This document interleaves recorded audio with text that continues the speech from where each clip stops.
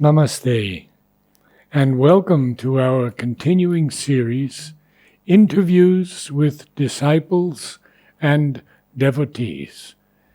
This morning we are honored to have Srinivas with us. I've heard much about you, and of course you have been to some of the retreats that we've attended. Yes. But let's go back to the earliest time that you can remember hearing of Sri Aurobindo, a mother. This was during around 85, 86 time frame when I was probably in my 16th, 17th year. One of my cousins who was a significant influence and guide in my life, he moved to Chennai from Andhra Pradesh and he discovered Sri Aurobindo. And slowly and surely, within 6 months or 1 year, I followed. And my first visit here, physically, to Pondicherry was in 1986 on Mother's birthday. So you were only 20? Not even 20, Not around even 20 18. Yes. I My was gosh. very privileged in that sense. Yeah, 17, 18, something like that. So you are from Hyderabad or Basically from Andhra Pradesh. from Andhra? Okay. Yes, I've studied in different locations and moved around, but now settled in Hyderabad. Ah, Yes. and you are in charge of the center there? Yes, over the last decade or so, we have been, I've been a part of the management committee of the Sri Aurobindo Society Relics Center in Hyderabad, and I'm its present secretary. And it's a very old center that goes back again to the 80s. Well, I knew Mangesh Nadkarni very well. Yes, of course. And Madhusudan Reddy I knew also. Yes, in fact, the Madhusudan Reddy and Manmohan Reddy brothers have done enormous service to the movement of Mother and Sri Aurobindo in that region, in what is today the Telangana state. Is one still alive or both are gone? They've just, Manmohan Reddy ji just left He just recently. left. Yes. Madhusudan Reddy ji left Yeah, I a couple of remember. decades ago. Yes, Yeah. couple of decades, yes. Yeah, and I've been fortunate to be close to his children as well, Ananda Reddy ji and Chalamai Reddy ji, who runs the school there. So, very fortunate to have their association. Yes, and I remember that Madhusudan was sort of a student of Aurobindo Basu. Perhaps. No, he was very elder to me, so we had a reverential distance. I had a reverential distance from him, but I did benefit from much of the work he did there. He would have sadhaks come from Pondicherry there. So, for example, one of the visits of Sri M.P. Panditji, I vividly remember, and I was close to him, so I was fortunate to be there during his visit to Hyderabad. And how did you meet Panditji? When you came to Pandit? Yes. Ah, Panditji, Vasantiji, Sadhanaji, all of them. I was almost like a little child around them. And I also remember we had Sri Kapali Shastri's birth centenary. I think that was also in 1986. So I was able to take a few days off from my college and come here, be a part of the gathering there. It was very, very fond memories. what is your work now? My mainstream work was in telecommunications for a couple of decades. I spent about 10 years of my life on the East Coast in the US. I went to school there. I worked there. Where? College Park, University of Maryland College Park. Very well. So around the DC area, if you will, DC suburbs. And I worked there as well in Northern Virginia. And moved back almost around 98, 99. And about 10 years ago, I left my mainstream profession and decided to spend a little more time reading Sri Aurobindo and Mother and focus on this aspect. I almost shifted away of sorts. Sneha tells me that you have brought many young people to Sri Aurobindo and Mother. Can you talk about that a little bit? Maybe even name some names. Sure. Wonderful to hear this. Yes. In fact, my own journey As I came to Pondicherry, met Panditji, spent time with him, I was able to participate in the youth camps that were organized at that time. And that was just the beginning. That was when the youth camps were conceived by Sri Aurobindo Society and were conducted, and I was fortunate enough to attend a few of them. And obviously, they do leave a lasting impression on all aspects of your personality. So when I stationed myself in Hyderabad in around 2004 or 5, I decided to try and conduct a few camps at our Hyderabad branch. Yeah, so that was how slowly the youth started coming to the branch. And every Sunday morning, we fixed a time of around 11 o'clock. So I would be there, and the youngsters would come and we would read various books relating to our sadhana, our life, our way of spirituality and everything. And the gathering would range somewhere, sometimes just 2 to sometimes up to 15 or 20. And that was how it started, and it went on almost continuously for about 7-8 years. Every Sunday we would be there. And that was really a good foundation. And that was the time that Sneha and another close friend of hers, Harshita, they were children. They were barely in their 10th grade. So they all would come, and we would read from the collected works of the mother and some of the books of M.P. Panditji, and discuss a little bit, and on important occasions, whether it is Siddhi Day or whether it is Mother's birthday, and we would try and exchange notes. And meditation gradually also became a part of it. And that's how the group kind of grew. And many of the youngsters of those days are now middle-aged, and some of them married with children. We have Indrajit Singh, who is based in Hyderabad again, and someone who has been very close to our work. And like that, we have a few. And also over time, my work also expanded nationally in a way. Having done these camps, I was asked to see if we could kind of train more devotees across the country who could then go and reach out to the youth. So over the last 5 years, working with Shiva Kumar of Sri Aurobindo Society, and another dear friend, Sri Arun Naik ji, who is in Noida, the three of us kind of put together material to train different people over several years, and almost 150 people we have been able to train. And in the 3-4 years before COVID, we were able to reach out to around 6,000 youth across the country. So it's kind of it just happened that way. It's as if Mother just put me there, and it unfolded by itself. And what started as an aspiration to do something in Hyderabad for 20-30 children kind of expanded and went on. And I'm also very close to Anahita, whom you have spoken to. Yes. She and I have been collaborating where we could, and she does some fantastic work with youth in Bombay. She does, Yes. She brings a group here 3 or 4 times a year. Yes. You know about that, young children. And I've met some of her group. I was a part of the groups that she conducted in Bombay, 1 or 2 of them, and in online we have been in touch with some of the youth there. So I'd like to ask you a little bit about your experiences in Orville.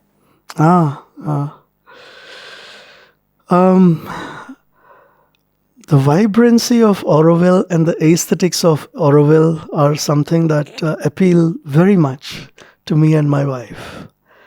We both are drawn to nature, and therefore Orville is a natural part of our life. For almost a decade, between the Christmas and New Year time, she and I would spend our annual vacation there. And it's been it's so much a part of who we are. And being in Matri Mandir is, of course, very special. And we do try and volunteer when we get an opportunity. And as I was mentioning to you, we had the opportunity to serve at Matri Mandir in one of our visits, which was when we look back, it's one of the greatest privileges of our life. You were in the chamber? Yes. Serving? Yes. How? Cleaning. Cleaning? Yes, in the Very evening. Wonderful. So it was, what can one say? We have all been there, and it is a place of silence. That the silence that one experiences there is so profound, and somehow this aspect of silence is also something that resonates with me very deeply. So being in that silence, absorbing it, and letting that silence almost enter every pore of one's being, and just becoming that is a beautiful, beautiful experience. Have you met many people there in Orville? Do you know some of the people? Not very many. Srinivas Murthy is someone that I've been close to for a very long time. Tell me a little bit about your relationship. Because he's very special to me, as he's probably told you. He is indeed. During my school days, Srinivas Murthy and I got to know each other. He's a few years elder to me, so he was in his college and I was in school, and we had a close group of friends. And we kind of started our spiritual journey together in a way. We both took initiation into transcendental meditation, which was quite popular in the early 80s. In those days, yes. Yeah, Maharshi Mahesh Yogis. Yes.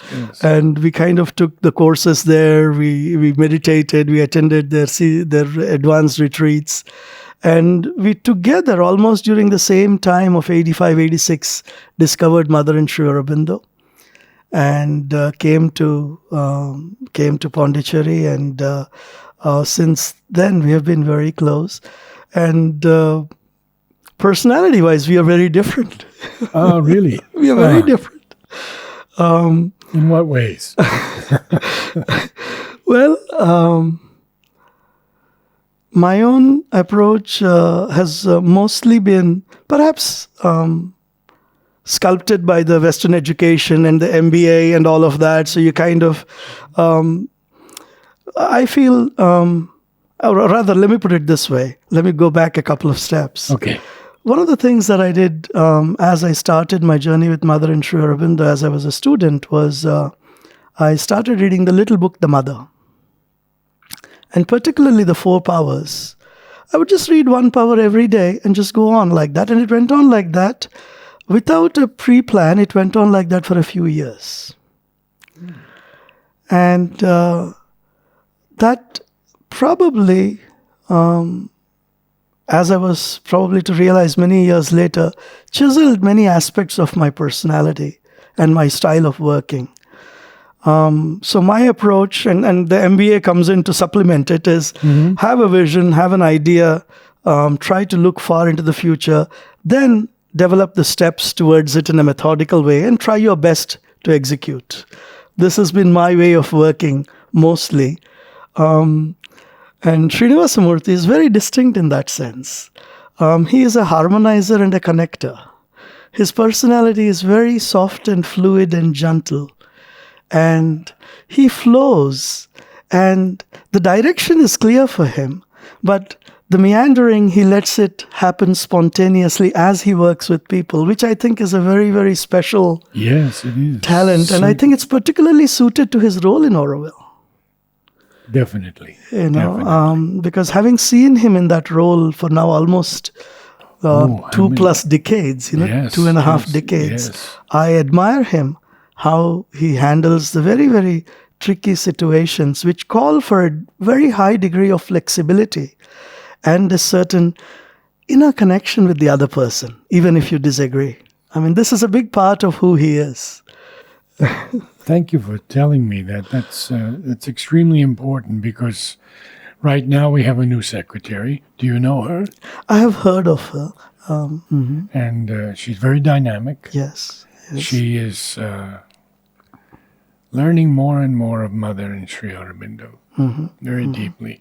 And I believe she worked closely with Sri Kiriji earlier also. Very much so. Yes, Very yes. much so. I happened to see Kiriji a few times, and he guided me in a few things, and I'm happy to know that she was someone who worked with him, because the presence of the mother was very palpable when I was around Sri Kirit Bhai.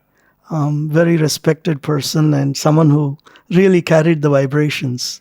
I met him a couple of months prior to his passing here, and I remember when I walked out of that room, just to absorb what I had received, I just sat down right there for 10-15 minutes, just receiving it.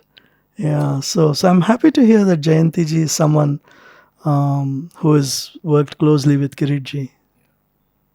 When you were young, who of the ashram elders did you meet? Well, this is always something that is very special when I recall and remember. Sri M.P. Panditji was a very significant influence in my life. Many times I sat in his house for meditation in the evenings. Though at that time, as an exuberant 18-year-old, one really didn't understand what meditation could be or should be when you're around someone of his stature, we would still rush and be there. And Sri Panditji also took personal interest in my well-being and guided me. So that was a privilege. I took personal guidance from him on a few important things that really gave direction to my life. And his books brought me an understanding of Sri Aurobindo and Mother and the core teachings. At 18 or 19, reading Sri Aurobindo was not something one could do easily, at least I could not. And the essence of the teaching was very much there as a part of the books. So I read many volumes of his, and that helped me consolidate the teaching.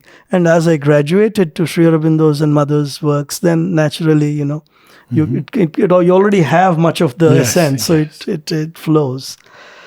Then I was fortunate to have Sri Champaklalji's darshan many times. Oh. Yes, and I still remember not being acutely aware of his physical condition and fragile nature of his situation at that time. I even took a book, Champaklal Speaks. Yes. And I requested him to write something, which he so lovingly did, even though he was of advanced years, and it was an effort for him to write something. So kind of him. And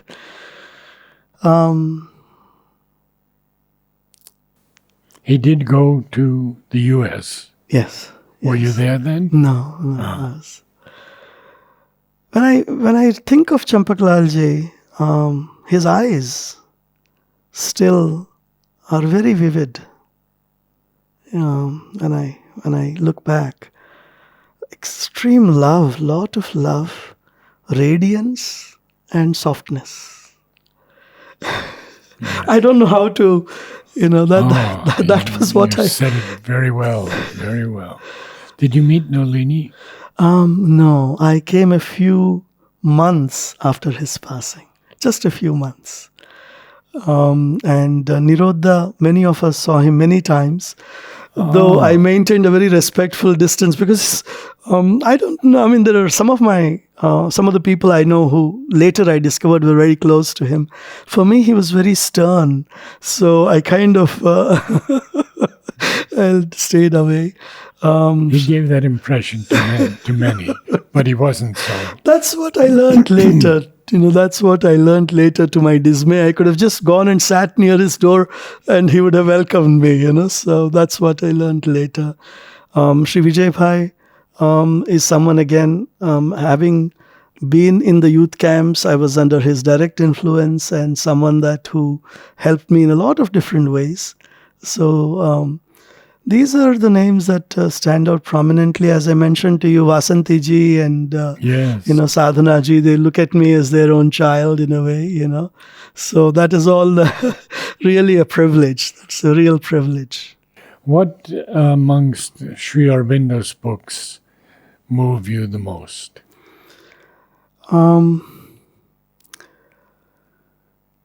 It's hard to answer that precisely, but I will share. Take your time. We have time. Sometimes I guess it's a process of realizing it retroactively. Unintendedly, when I look back, perhaps I did a few years of the sadhana of the small book of the mother.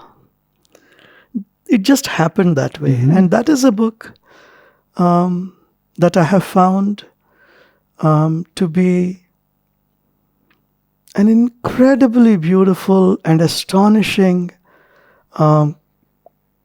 consolidation of integral yoga.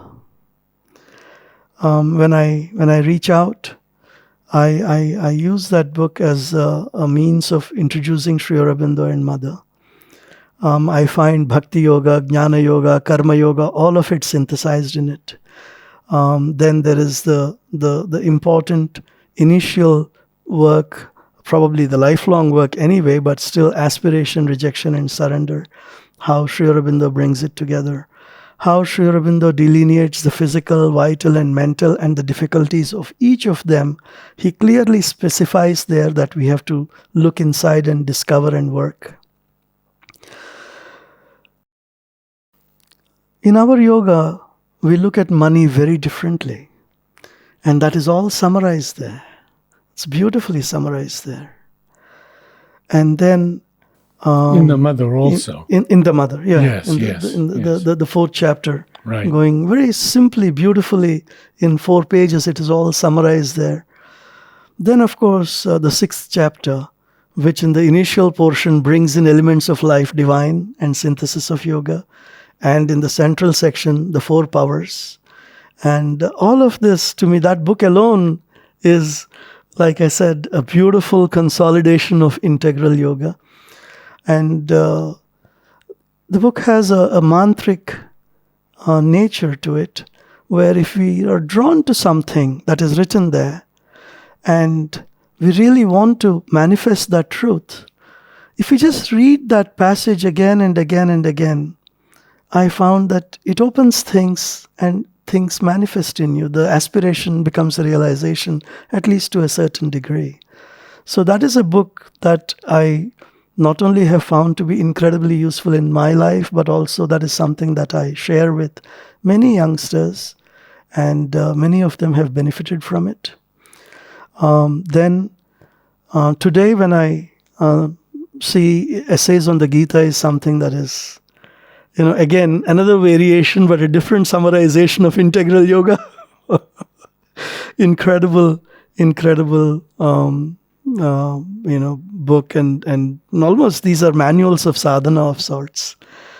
And in the Hyderabad center, for many years after Sri Nadkarni ji left, there was a vacuum of anyone speaking in English. So in that context, I took up Synthesis of Yoga as a lecture series. And I was able to offer almost for 2 years, and we covered the entire Karma Yoga and Jnana Yoga section fully. And that was an incredible experience because... in English? In English, Yes. Yes. And summarizing each chapter gave me the deepening needed. One is one reads page after page over a period of time and goes on and takes its own time. There is a beauty to that. And the process of taking each chapter, reading it once, and then summarizing it actually helped me learn and absorb and also communicate better, perhaps.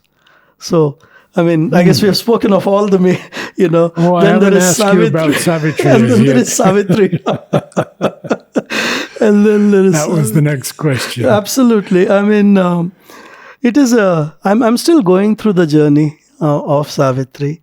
Have been through through the work several times. I've tried to make notes of specific lines and passages which I could probably memorize, but it's not been that easy for me somehow. Maybe it's the age, I do not know, but I try, and it is an ongoing process. I'm hoping that I could drink the rasa of Savitri even more in the coming years. Yes. Have you had the opportunity to access any of our websites, Mother and Sri Aurobindo.in or Mother and Sri Aurobindo?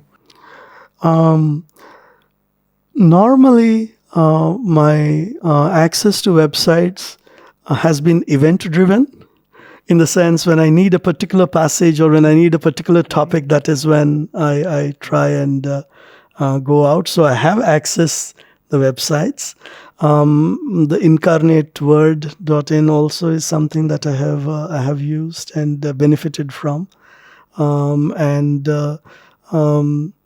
is a website with Russian origin. Yes, Are you? yes. So that is again a place where I have. So you've touched all three of the main ones.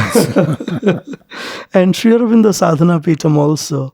I have visited their website a few times. Have you been there to Lodi? Yes, I was privileged to visit there during one of my stays in California. Yeah. Which brings me to the question of what you see in the world today related to Sri Aurobindo's yoga. All the difficulties that we are facing, the COVID situation, deep state. How do you feel things are going?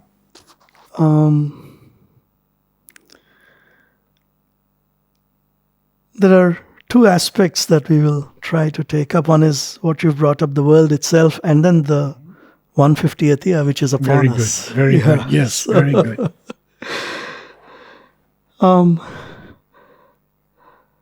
In one way, my work and approach to the world situation and the social situation has been kind of tiered, not dichotomized, but tiered. So there is the individual sadhana element and how and what we discuss within the devotee groups and how we communicate with each other and the values that we bring in, the code of conducts that we bring in this. Naturally, when we expand the sphere, many of these things kind of peter away and we don't see that happening.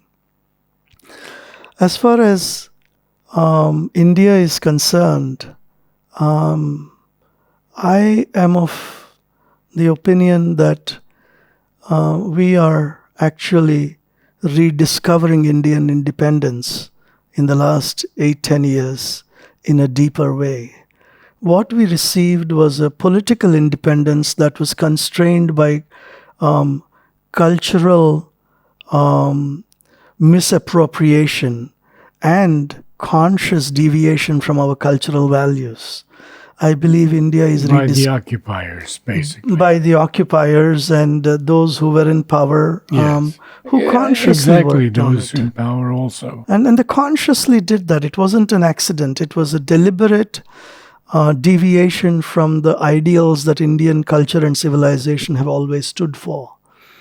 I am relieved, irrespective of the limitations of the individuals involved in the work today, and no doubt there are many. But I believe the direction is right. I believe India is looking into her soul and bringing out something deep which will have a lasting impact probably over a century. I believe we are at that point of inflection in India.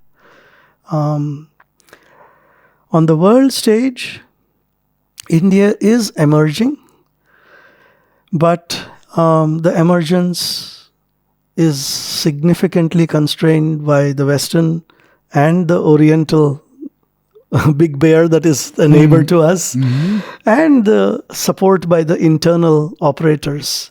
So India is struggling in that sense. And to really flower fully what has just begun. We may need another 20 years before we can say that India has stabilized at a higher level. We are still in this nascent stage. And going to the deep state, well, I believe in the words of our gurus that India is meant to be the guru of the world, and over millennia, we have been a perennial source of light. This is what Sri Aurobindo's phrase is. And I believe that is our destiny, and we will fulfill our destiny. And the current reorientation of our country towards our natural and Sanatana Dharma is something that is very reassuring to me. Yeah. And then coming to Corona, COVID, all of these difficulties, and the 150th year. And the U.S. also, because you've been there quite some time. Yes. I mean, the tumult that we saw in the last 5 years in U.S., I feel is a clash of forces, and when we look at the Trump years, the Obama years, and now the Biden years, you kind of wonder: is one more oriented towards the truth than the other, or is it only the representation that is varying, but the sinister or the deeper element of the work continues? And there is no doubt that among the contenders for superpower today,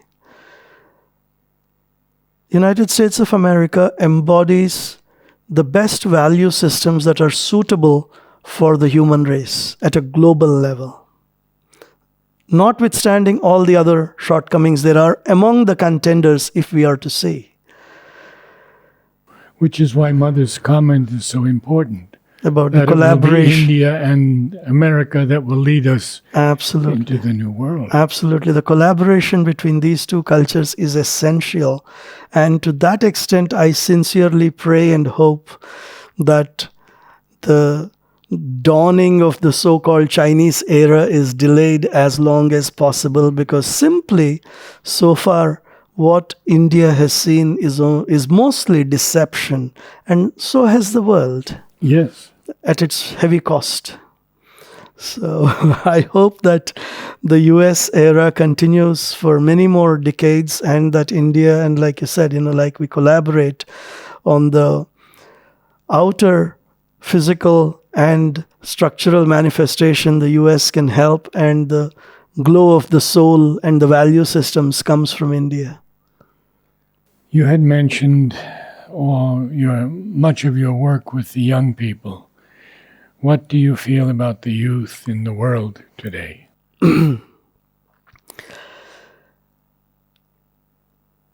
As a race, I think there is a step forward compared to where I saw myself as a youngster to what I see today.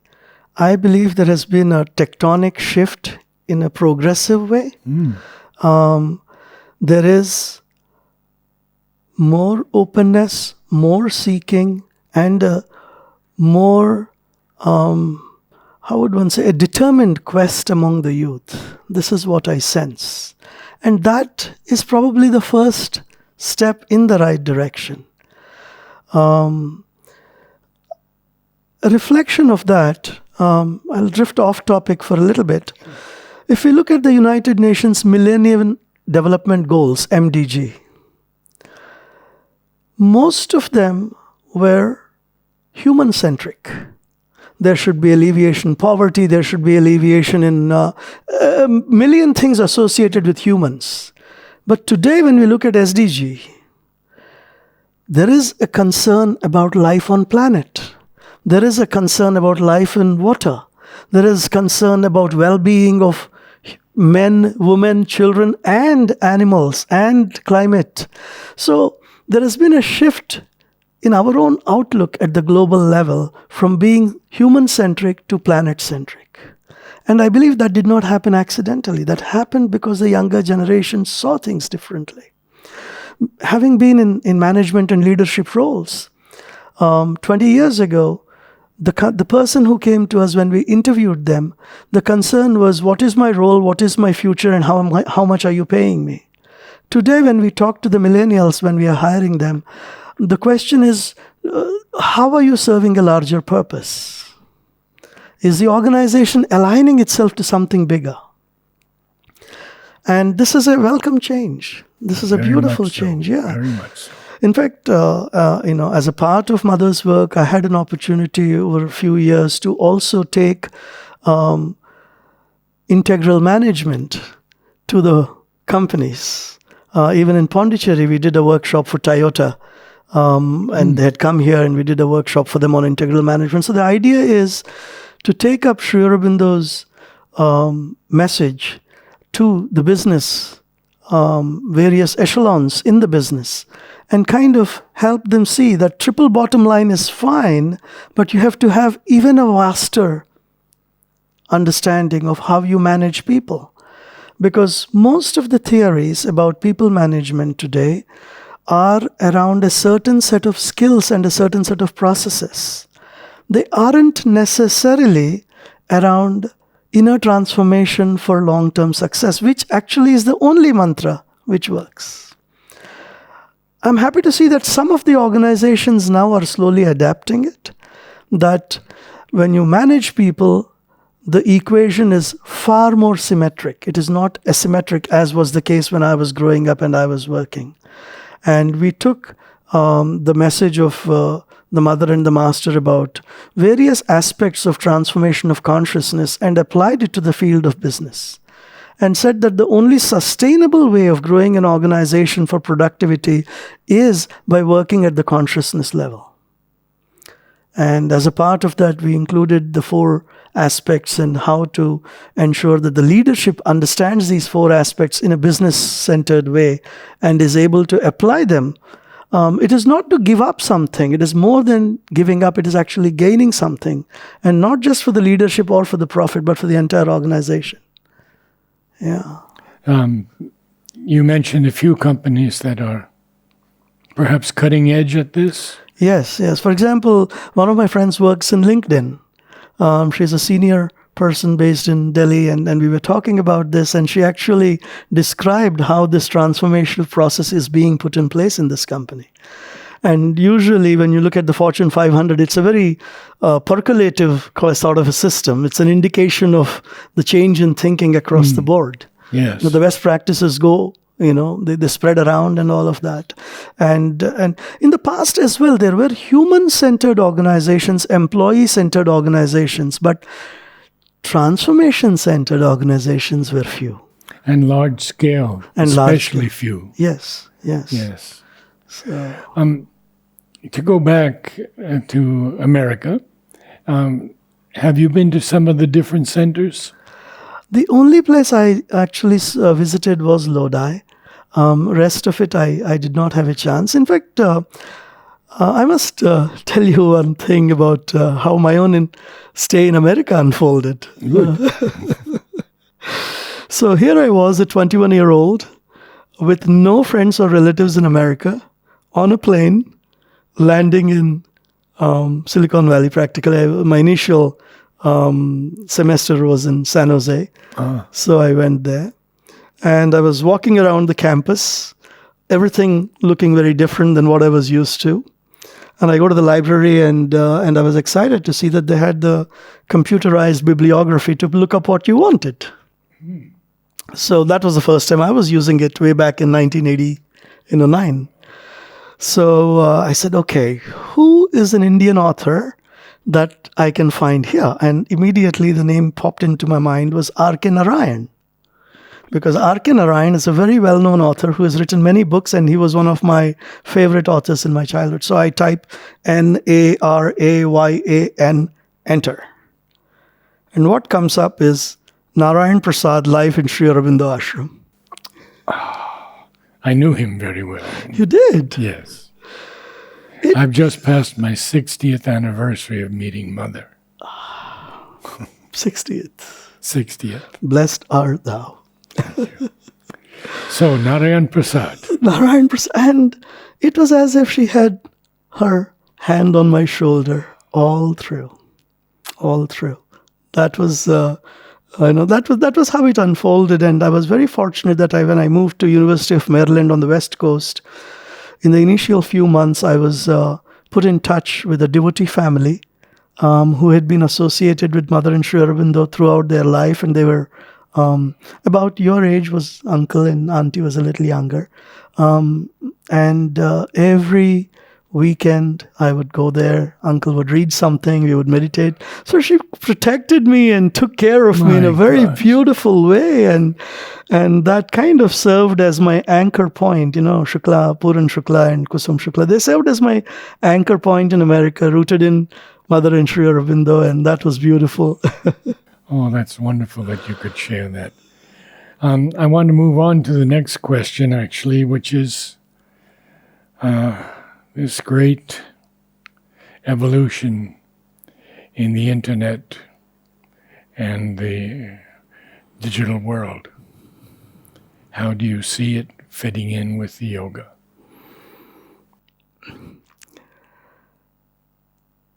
I think technology has always, as we discuss, been neutral.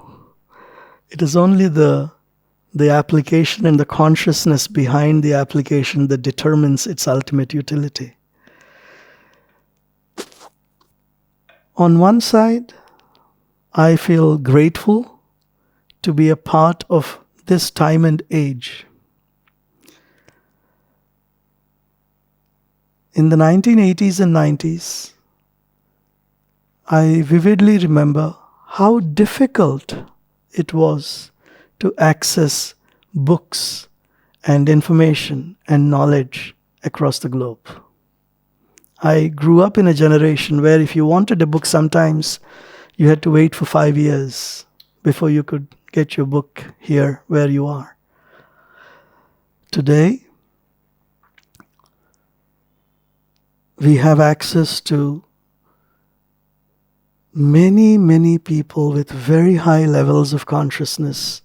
If one looks at it spiritually, intellectually, all the thinkers, their works are available, at least their talks are available, their books are available.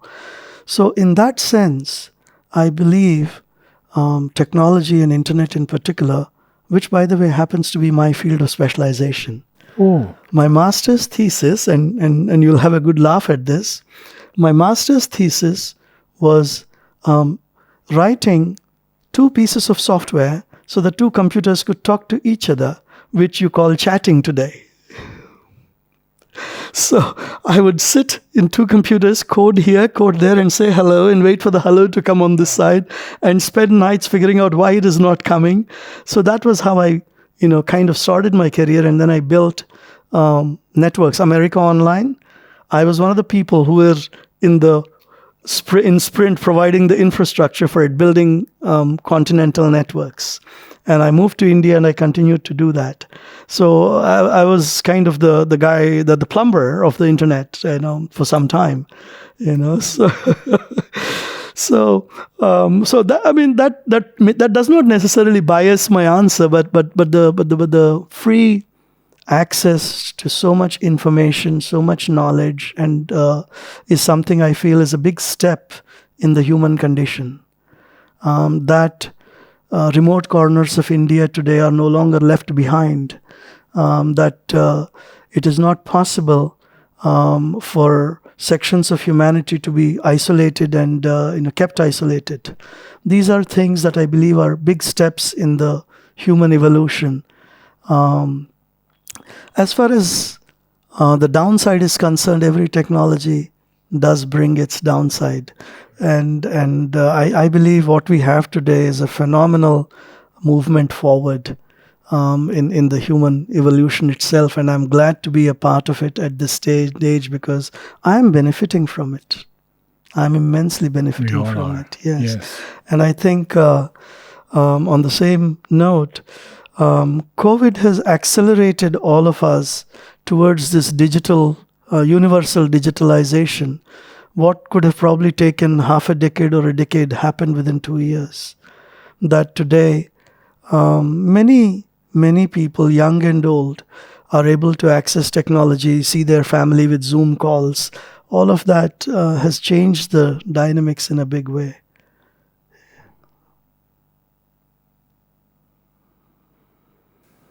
In the Life Divine, Sri Aurobindo really gives us this view of the evolution and what can happen. Where is India versus China now?